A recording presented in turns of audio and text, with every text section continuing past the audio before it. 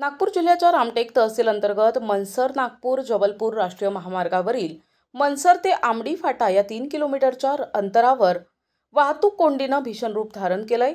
सातत्यानं होणाऱ्या या वाहतूक कोंडीमुळे वाहन चालकांना मोठ्या त्रासाला सामोरं जावं लागत असून पोलिसांकडे वारंवार निवेदने देऊनही कोणतीही ठोस कारवाई होत नसल्यानं आता महाराष्ट्र नवनिर्माण सेनेनं आक्रमक पवित्रा घेतलाय। या 3 किलोमीटरच्या अंतरादरम्यान कोठेही वळण नसल्यामुळे नागरिक जीव धोक्यात घालून चुकीच्या दिशेनं सर्व्हिस रोडवरून ये-जा करतात। त्यातच या रोडवर ठिकठिकाणी गॅरेज लाईन असल्यानं तिथे मोठ्या प्रमाणात अवजड वाहनं उभी असतात।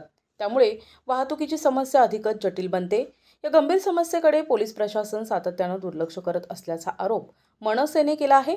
या पार्श्वभूमीवर महाराष्ट्र नवनिर्माण सेनेचे रॉकी चौरे आणि अन्य कार्यकर्त्यांनी काल 23 जुलैला सकाळी रामटेक पोलीस निरीक्षकांना निवेदन दिले।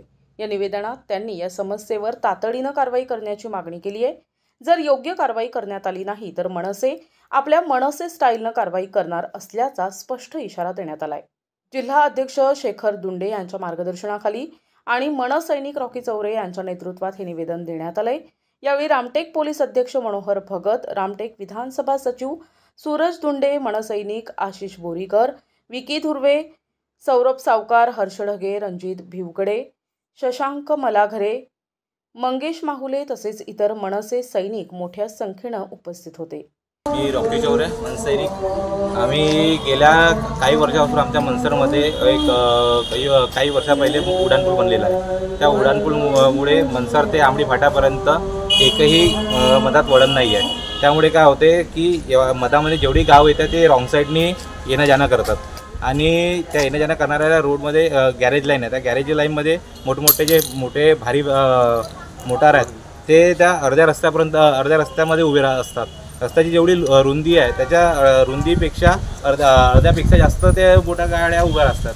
तर त्याच्यामध्ये फक्त एक गाडी जाण्याला एकची गॅप असते आणि त्यामुळे काय होते एक मोठी गाडी कोणती आली त्या गॅपमध्ये जाण्यामध्ये थोडासा डिफिकल्ट होते आणि त्यामुळे मग 2-2, 3-3 किलोमीटर दूरपर्यंत ट्रॅफिक जाम होऊन जाते। आम्ही वारंवार पोलीस स्टेशनमध्ये हायवेवाल्यांना तहसीलदार साहेबांना बी मागे आम्ही निवेदन दिलेलं होतं, पण यावर काही कारवाई केलेली नाही। एक ट्रॅफिक पोलिसवाला त्यांनी दिला पण हे काही प्रॉब्लेम सॉल्व्ह होत नाही आहे। मेन आहे ते गॅरेज लाईनमध्ये जे ट्रक उभे असतात ते प्रॉब्लेम आपला सॉल्व्ह करायचे, कारण की ते जे गॅरेज लाईनवाले आहेत ते अगोदर रोडाच्या खूप मागे बाजूला होते, पण जेव्हापासून तो उड्डाणपूल बनला ते लोक सीधा रोडवर चिपकून यांनी दुकान आणून ठेवलेले आहे।